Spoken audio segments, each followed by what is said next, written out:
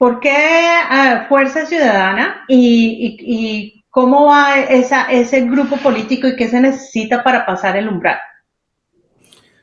Fuerza Ciudadana, como lo dice una gran amiga mía, Camila Manzanares, Fuerza Ciudadana es la lista abierta del pacto histórico. El pacto histórico cerró la lista, cosa con la cual yo no estuve de acuerdo, pero válido. Allí hay hombres y mujeres valiosas, pero en Fuerza Ciudadana es una lista abierta, es decir, que la gente puede votar por su candidato y al votar por su candidato se está votando por luchas, por trayectoria, compromiso, y de cierta manera a mí me parece un mecanismo más democrático. Por eso estoy aquí, en la lista abierta, de Fuerza Ciudadana. Espérate. Y termina siendo la lista abierta de Petro, de alguna manera, esa lista abierta de Fuerza Ciudadana. Allí estoy con hombres y mujeres de las regiones, campesinos, líderes sociales, maestros de la región. Fuerza Ciudadana y la lista abierta de Fuerza Ciudadana termina siendo, al final del día, para mí, un proyecto de nación. ¿Por qué? Porque contiene liderazgos de diferentes regiones de Colombia. Me parece un complemento perfecto que tiene que llegar muchos y muchas de nosotros que hacemos parte de esa lista, tenemos que llegar al Congreso de la República. Es una lista claramente progresista. Y en mi caso, apoyo la candidatura presidencial de Gustavo Petro. Doctor Hoffman, usted muchas veces se lo ha conocido como el escudero de Petro. Usted empezó su labor también en los medios, haciendo unas denuncias muy importantes de lo que estaba pasando en Colombia cuando nadie sabía lo que estaba realmente pasando. Y después se unió a él en muchas de las propuestas de cambio del país. ¿Nos podría contar más de esa amistad y de ese lema de que usted es el escudero de Petro? Yo creo que es un lema que me ha puesto la gente en la calle, en los territorios, cuando salgo, porque ha visto primero cómo he defendido el proyecto político de Gustavo Petro. Yo conozco a Gustavo Petro, lo conocí hace más de 20 años como periodista, fue mi primer invitado por esas cosas de la vida, del destino maravillosas, por esos misterios de la vida.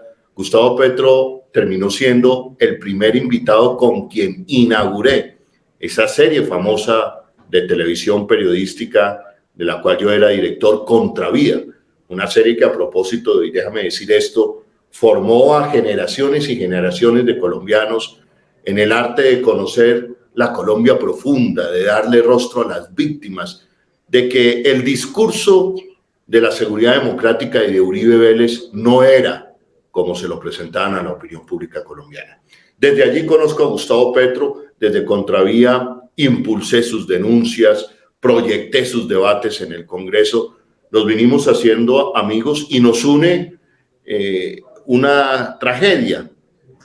¿Qué tragedia? La tragedia histórica de Colombia, la falta de garantías democráticas. El gobierno Uribe, con su policía secreta, el DAS, nos puso a nosotros como objetivos de la peor campaña criminal de desprestigio, amenazas, detenciones, y eso nos unió. Él, como representante de la Cámara, Gustavo Petro, hizo una formidable denuncia sobre lo que implicaba eso en la democracia, protegió, se dedicó también a preocuparse por mis hijos, y más tarde yo tengo que salir del país por las amenazas del proyecto uribista.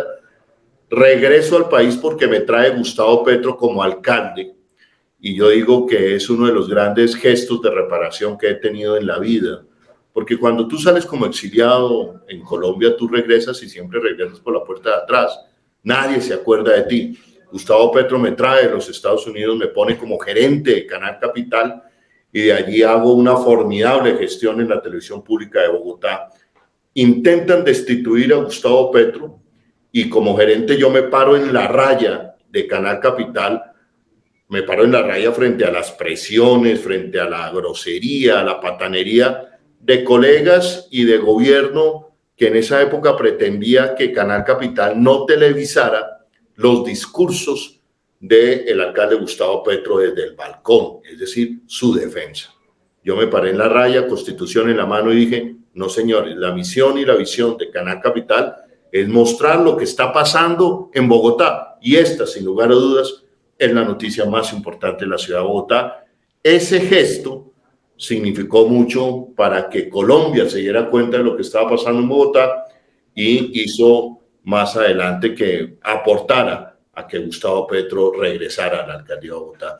Allí tomo la decisión de hacer política en esos momentos del balcón, tomo la decisión de defender un proyecto político que era la Bogotá humana, de levantar las banderas de la Colombia humana. Me hago concejal de Bogotá defendiendo a Gustavo Petro en un momento muy difícil, defendiendo y no dejando caer las banderas de un proyecto de ciudad que era la Bogotá humana. Como concejal de Bogotá, después me dedico a construir Colombia humana y allí el destino y la vida política nos empieza a unir cada vez más hasta el punto en que el año 2019 me convierto en su candidato a la alcaldía de Bogotá. En momentos difíciles he acompañado, he salido públicamente a defender a Gustavo y en momentos difíciles de mi vida él también ha hecho lo propio. Tenemos claro.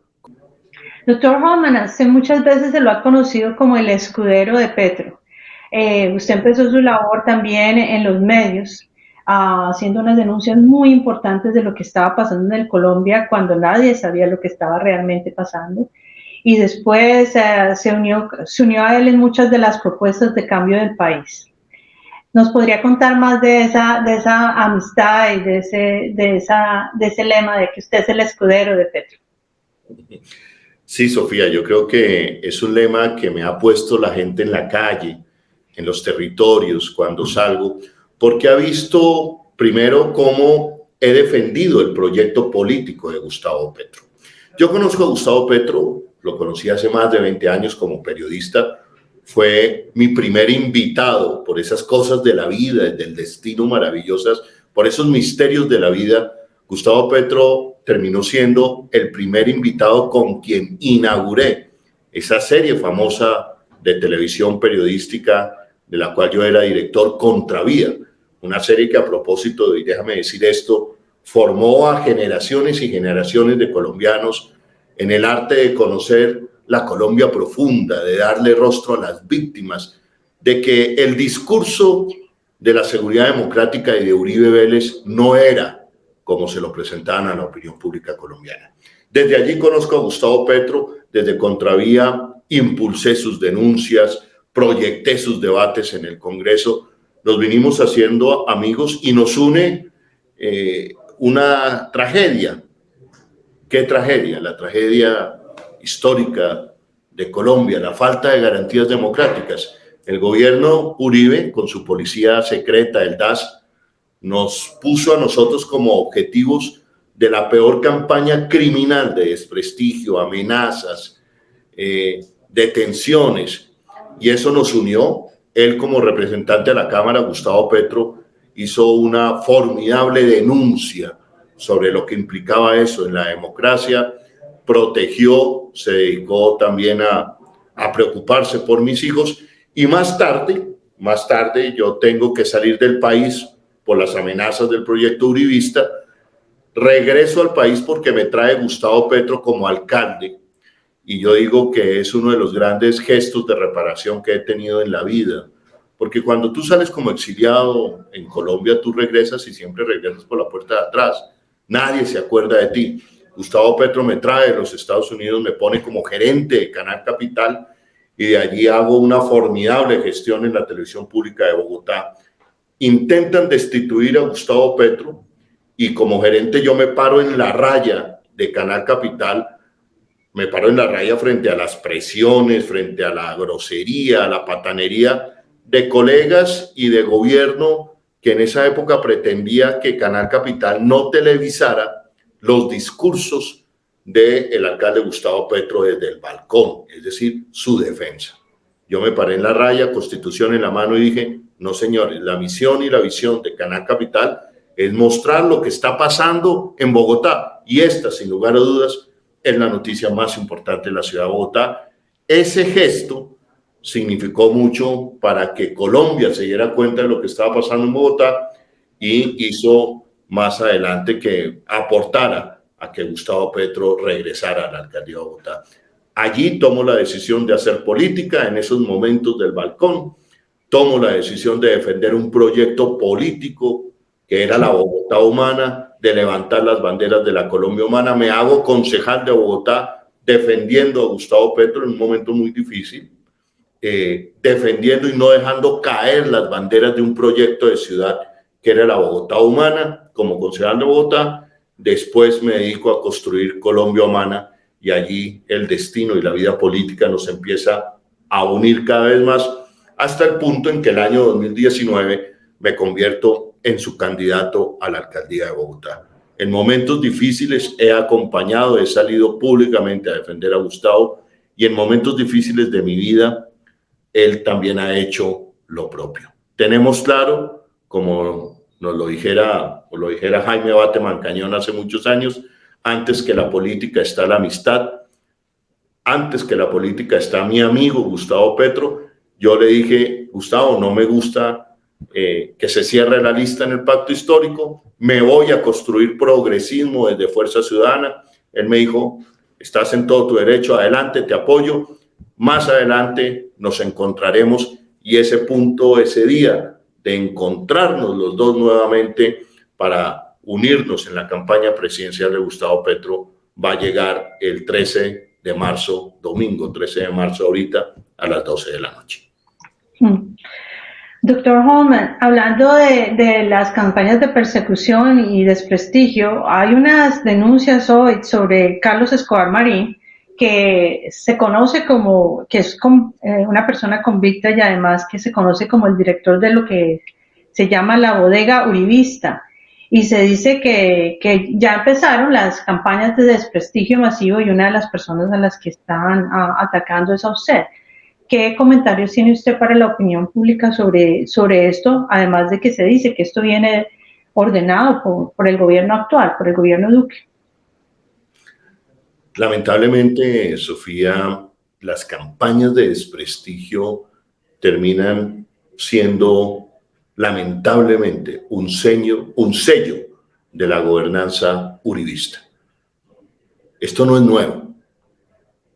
En Colombia vivió, con impuestos de los colombianos, una campaña de desprestigio a más de 300 familias de opositores del gobierno Uribe, donde desde el DAS, desde los servicios secretos, se trazaron políticas de desestabilización psicológica de familias, de niños, se trazaron asesinatos, detenciones arbitrarias, espionaje ilegal.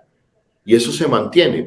Por eso digo, es un sello de la gobernanza uribista dedicar impuestos de los colombianos al desprestigio del contradictor político. Y eso tiene que cambiar en Colombia.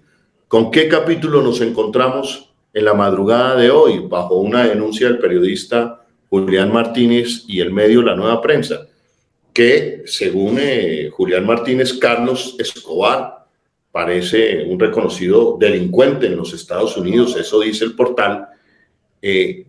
Al parecer es el director, junto con otro congresista, un señor que le dicen Manguito, no sé, un tipo rarísimo, que está en el Congreso de la República, abiertamente uribista, que desde allí orientan campañas de desprestigio a sus contradictores políticos, y entre esos aparece mi nombre, según el portal La Nueva Prensa. Y eso coincide con una denuncia penal que interpuse hace un mes, donde se me amenaza, y a través de esa amenaza se me hace saber que saben el paradero de mis hijos, que saben mis movimientos, que tienen interceptadas mis comunicaciones. Un estado de terror que me lleva a decir con todas sus letras que esto no es una democracia. La democracia no es solamente poder elegir cada 4 años.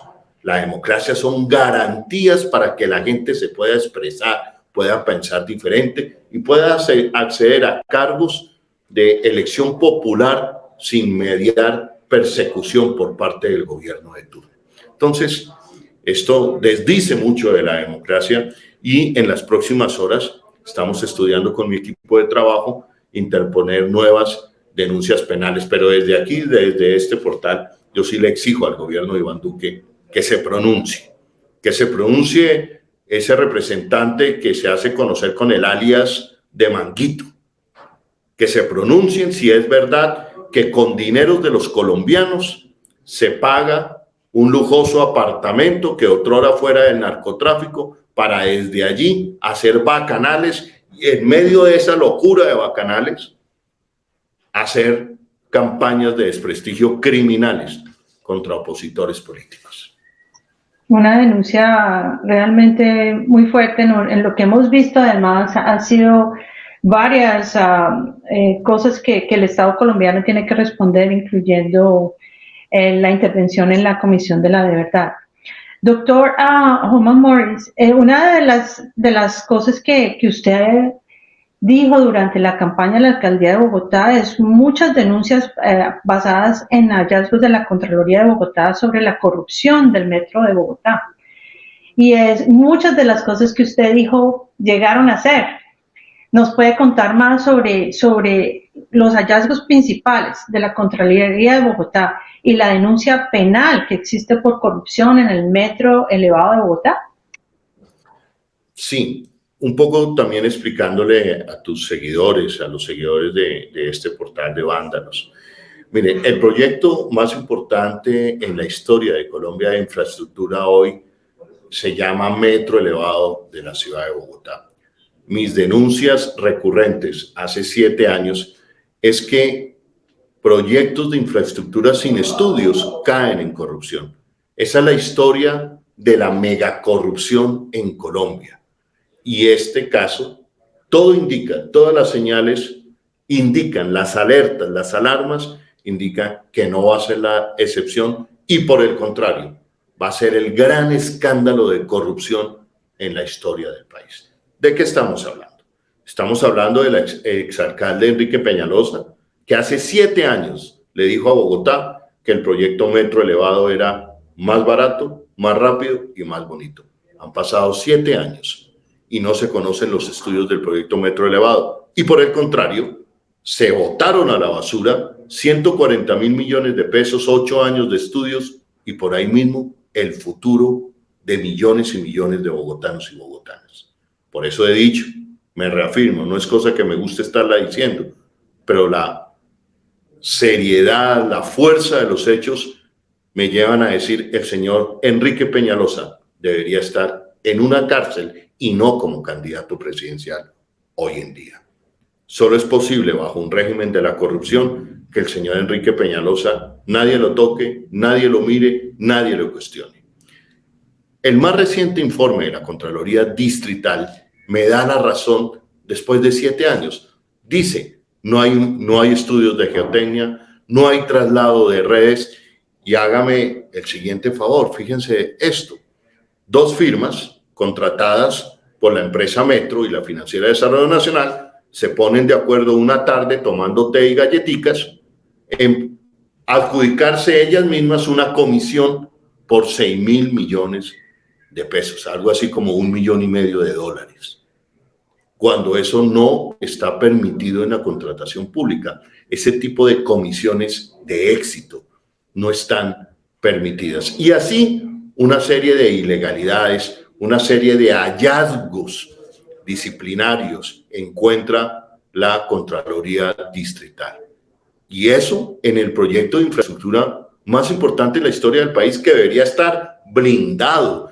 Todos los organismos de control deberían estar pendientes, las escuelas y la Academia de Ingeniería del país pendiente, pero no, pasa por enfrente de los ojos de todos los colombianos, faltando a las leyes de contratación, faltando a las leyes de transparencia pública, y nadie dice nada. Y el régimen de la corrupción, que significa en Colombia organismos de control, Congreso de la República, medios de comunicación, lo protege.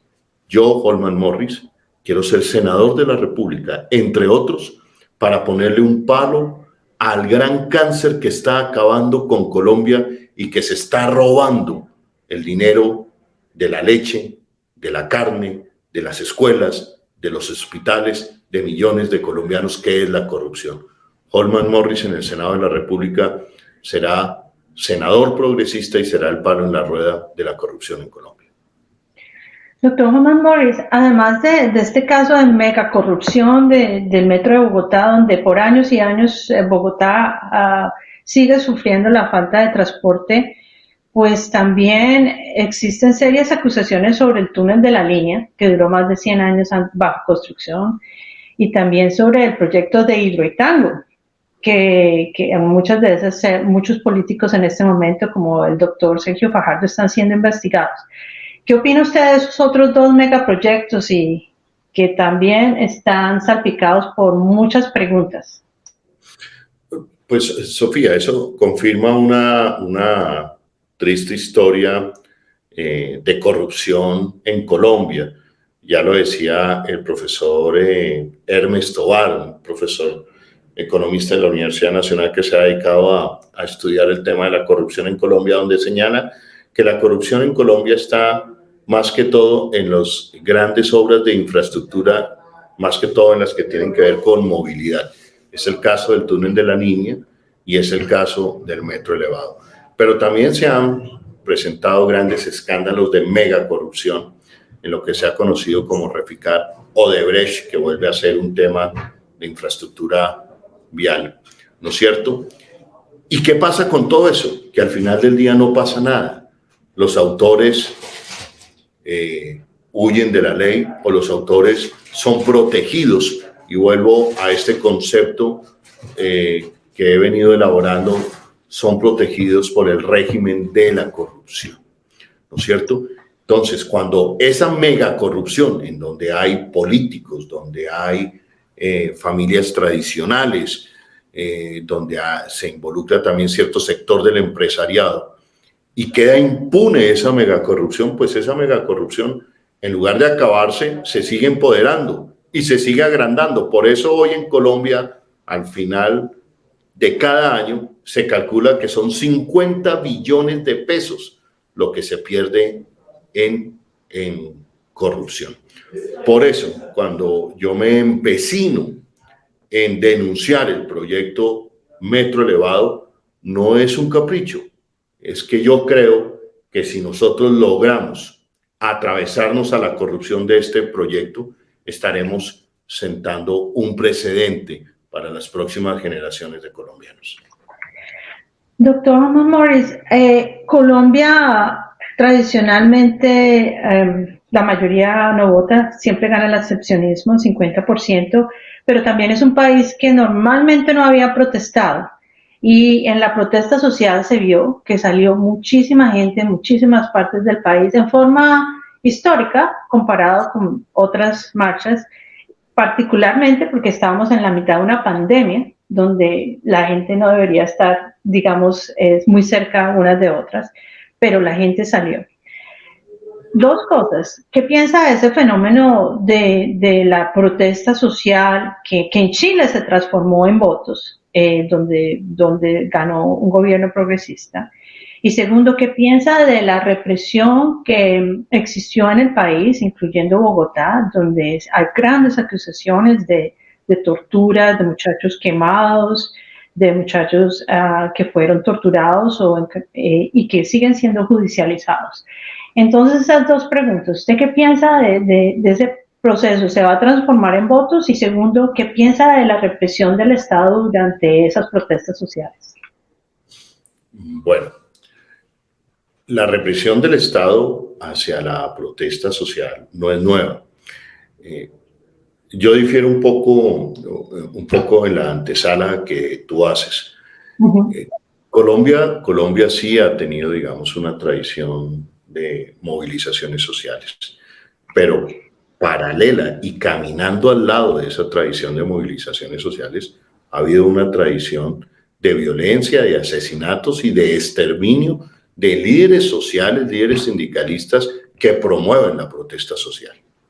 Digamos, en Colombia se han asesinado en las últimas 4 o 5 décadas más de 2.000 sindicalistas, se han asesinado una centena de profesores, de defensores de derechos humanos, de líderes, y más recientemente estamos ya en una etapa de asesinato de líderes sociales, de asesinato de firmantes del acuerdo de paz y un asesinato de líderes sociales con un componente particular en esta última década, líderes ambientalistas. Entonces, en Colombia se exterminó un partido político como la Unión Patriótica, y eso nos hace diferentes al resto de países de América Latina. Es decir, aquí ha habido una sistemática represión a bala, a sangre, con muertos, del movimiento social, de la protesta social. Pero a pesar de ello, Colombia se levanta, Colombia resiste. ¿Qué vimos en los últimos años? Una formidable movilización social como respuesta a unas políticas económicas que están llevando a Colombia a una hambruna, a próximos a declarar hambruna. El último estallido social fue motivado por una reforma tributaria totalmente arbitraria, donde nuevamente, como es característica de las reformas tributarias de gobiernos de derecha en Colombia, castigan a la clase media y castigan a los sectores más populares. Hoy el campo colombiano, un país rico, digamos, en terrenos cultivables, hoy aguanta hambre, se aguanta hambre en el campo colombiano. Jóvenes que salieron a manifestarse en la ciudad de Cali, en Medellín, Bogotá, eran jóvenes que solamente estaban comiendo una vez al día. Se agudiza con la pandemia y el gobierno indolente de Iván Duque, en lugar de llevar los auxilios a reactivar la micro, pequeña y mediana empresa, a darle una renta básica a los colombianos para que no se murieran de hambre, lo que hizo fue dirigir esos recursos a la gran banca nacional. Eso generó el estallido social como nunca antes lo habíamos visto en Colombia, porque fueron 3 meses seguidos de movilización social, la parálisis completa de una ciudad como Cali, una ciudad de más de 2 millones de habitantes, bloqueada, los jóvenes en resistencia, en fin, y entonces vimos la peor expresión del aparato represor en manos de un terrible gobierno fascista de derecha, Iván Duque, como la represión mutiló en sus ojos a decenas de jóvenes, desaparecidos otros, asesinados otros, y posteriormente detenciones masivas y arbitrarias. La pregunta es, si todo esto lo capitaliza, este descontento es germen, cultivo y se capitaliza de cara a un gobierno progresista que puede estar representado en Gustavo Petro. Yo creo que sí. Yo creo que lo veníamos advirtiendo. Iván Duque, su gobierno, su gabinete, no tenía el talante para gobernar un país tan complicado como Colombia. Su indolencia terrible exasperó a millones de colombianos y los expulsó a protestar en la calle. Esperamos hoy que, como en Chile, esta insatisfacción, este malestar social, lo pueda recoger una propuesta progresista de izquierda democrática en las urnas, muy alejada del proyecto neoliberal salvaje que por 200 años, por décadas, ha gobernado Colombia. Doctor Herman Morris, estamos en una coyuntura global de guerra entre Ucrania y Rusia. Y bajo esa coyuntura, el presidente Biden invita a Maduro a hablar con él.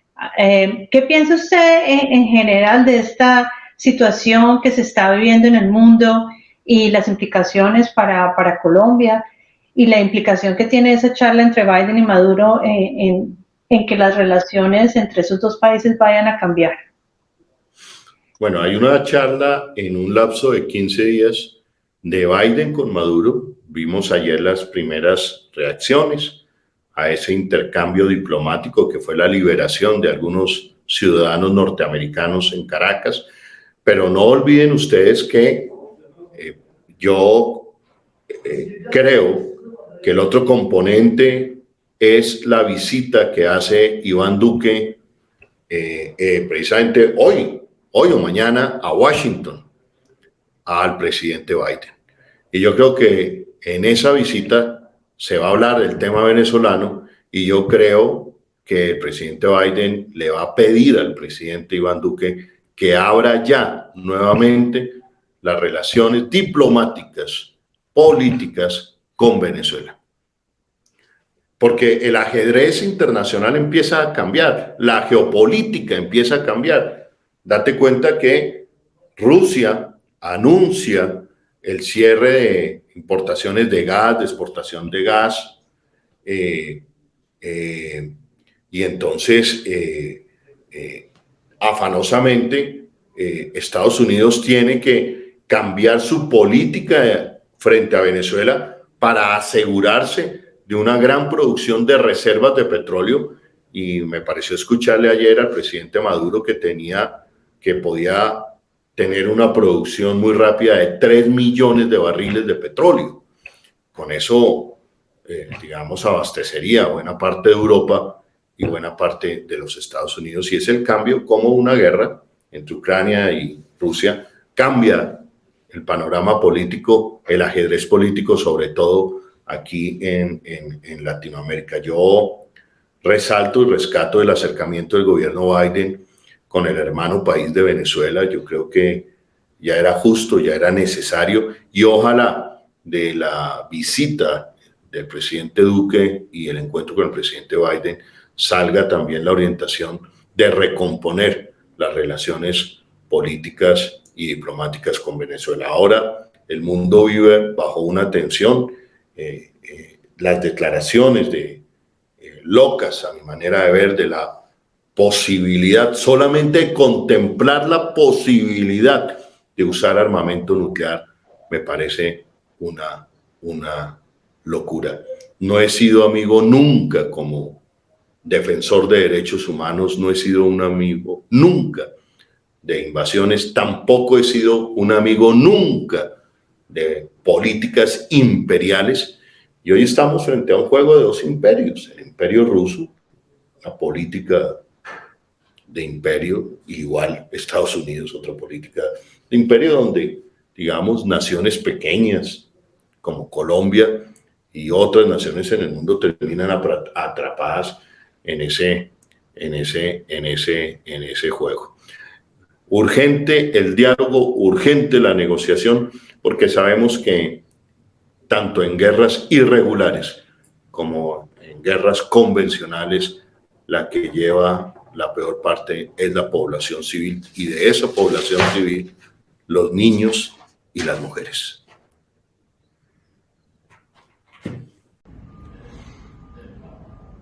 ¿Cuál es mi propuesta al llegar al Senado de la República? Yo lo he dicho, yo quiero ser el palo en la rueda de la corrupción en Colombia. Quiero atravesármele al régimen de la corrupción que gobierna Colombia. El 20 de julio, cuando me posesione, radicaré una proposición de control político al proyecto Metro Elevado, que, como ya lo he venido denunciando, es un proyecto fraudulento y corrupto. También sacaré adelante, cuando llegue al Senado de la República, la ley que propenda por la universidad pública, gratuita y de calidad. Es el sueño de millones de colombianos. Vamos a propender desde el Senado de la República por una renta básica para al menos 7 millones de colombianos que hoy están aguantando hambre. Eso es inaudito, y todos los esfuerzos para que la dignidad se haga costumbre. Soy Holman Morris, número 5 en el tarjetón del Senado de la República, en el logo de Fuerza Ciudadana, el logo naranja, el número 5. Holman Morris. Un abrazo grande a todos los colombianos y colombianas en el exterior, para que voten por Fuerza Ciudadana Holman Morris, número 5. Un abrazo grande. Hay esperanza.